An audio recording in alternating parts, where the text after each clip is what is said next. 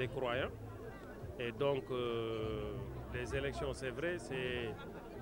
un suffrage universel, c'est les populations qui vont voter. Mais quand même, nous avons nos croyances et que, en finalité, c'est, comment dirais-je, Dieu qui, en fin de compte, a le dernier mot. Et je le dis très souvent, parce qu'on a un exemple patent au niveau de Rufisque. Le maire sortant de la ville, vous savez très bien qu'au sortir de ces suffrages, il n'avait qu'une seule voix. Et en réalité, il est le maire de la ville durant 7 ans. Donc ça veut tout dire. Donc nous, on ne va pas occulter cet aspect aussi important que nos croyances. Donc aujourd'hui, on a jugé nécessaire de faire des prières, d'implorer Dieu qu'il y ait la paix au niveau de ces élections et de la sérénité et que, au final, qu'on puisse gagner ces élections largement au niveau des 3 communes, nord, ouest, est et à la ville. Et je pense qu'aujourd'hui, on a les potentialités qu'il faut pour quand même remporter cette victoire. Parce que les têtes de liste au niveau de nos différentes communes sont très représentatifs dans la mesure où c'est des jeunes qui sont là, qui ont eu à œuvrer plus longtemps dans le social au niveau de leur localité, à accompagner les mouvements associatifs, à être aussi des acteurs sur le plan du sport, sur le plan des confréries, des tarikhas. Et donc aujourd'hui, on est optimiste que les populations vont peut-être accompagner cette coalition en Ligue qui a quand même qui a un bilan qu'il peut proposer. Parce qu'aujourd'hui, parmi les maires en compétition, on est les seuls à pouvoir présenter un bilan et que c'est quelque chose d'important. Et ces candidats qui sont derrière moi optent pour les mêmes actes qu'on est en train de poser dans notre commune pour leur commune. Et qu'en ville, on va aller en intercommunalité pour quand même sortir de Rufisque de ces difficultés. Donc voilà en gros ce qui nous a poussé aujourd'hui de procéder à ces prières. Et Inch'Allah, nous allons maintenant attaquer la campagne à partir de demain après-demain. Et j'ai vu qu'aujourd'hui, il y a des caravanes à n'en plus finir à Rufisque, des 4x4, des 8x8. Peut-être nous, on n'a pas suffisamment de carburant pour tourner en rond à Rufisque. On va aller vers les populations, discuter avec eux dans leur maison, leur présenter notre bilan. Et je pense qu'au final, certainement, il y aura de très bons résultats pour la coalition en Ligue Sud. C'est-à-dire que vous allez privilégier le contact direct, le porte-à-porte au détriment des grandes réunions. Oui, parce que nous, on a des choses à expliquer aux populations. Mais les autres, ils ne l'ont pas en réalité. Waaw, xam nga ñun ay jullit lañu. Donc ku nekk li nga gëm nag boo demee bay uti dara man nga taxaw ñaan ki nga xam ne mooy suñu borom mu jàppale ci loolu ngay xam ne moom ngay dagaane. Parce que en réalité ñun dañuy uti loo xam ne lii dañu gëm ne yàlla moo koy joxe. Bu ñu liggéeyee déjà ba pare am taxawaay ci li nga xam ne moom la ñu dénk li ci des yàlla moom moo koy def. te loolu joxe naa ci exemple boo gisee élection yi passé maire ville de Rufisque dem na élection gañewul benn voix la amoon tey moo nekk maire durant 7 ans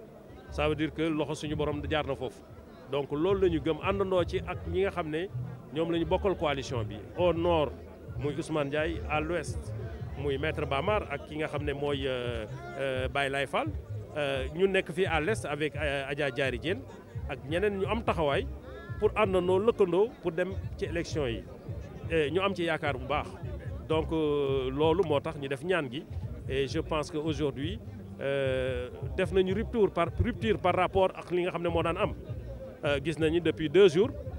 gars yi ñu ngi def seen caravane yu gudd yor ay 4x4 yu mag a mag a mag xam naa ne carburant moom gars yi am nañu carburant bu bëree mais daal fi mu ne ñu ngi wër am nañ ci droit mais ñun dañu gëm ne tey li ñu gën a war a privilégier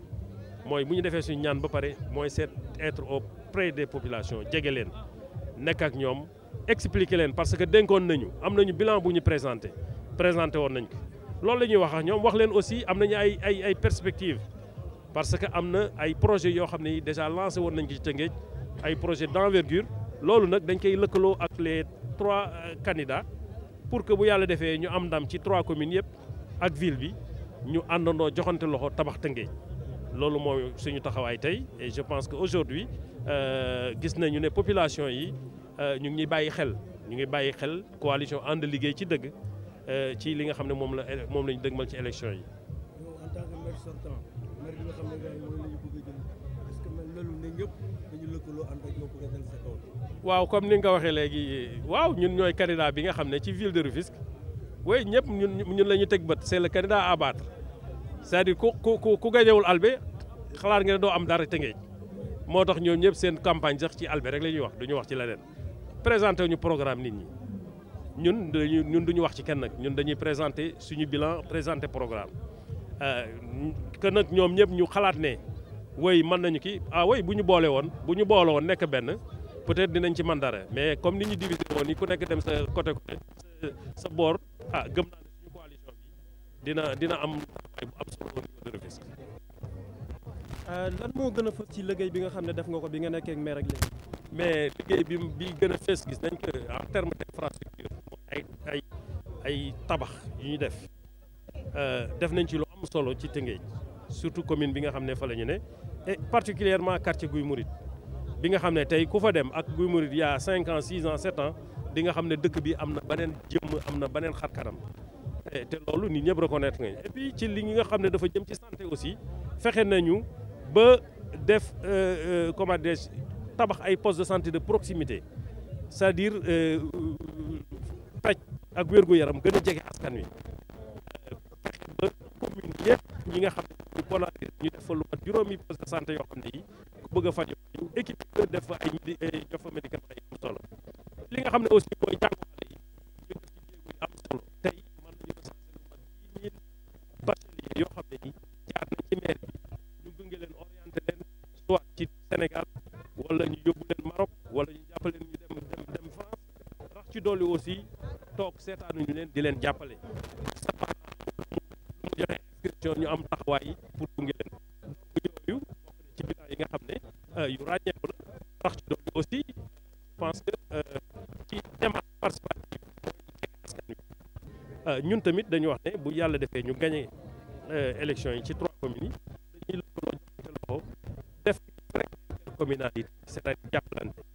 li nga xam ne communes yi mënuñu ko la ville fekk leen jàppale leen ci loolu parce que dañ daan am habitude ville naan awma compétence yi bàyyi communes yi lu bari ñu ci sonn loolu dañ ne dafay dafa war a jeex alalu commune bi dafa war a dem alalu ville bi dafa war a dem ci commune yi ñu fekk leen jàppale leen donc loolu mooy suñu taxawaay ñu àndandoo jeeg ñi nga xam ne maître Bamar au nord ak Baye Lay Fall ki nga xam à l'ouest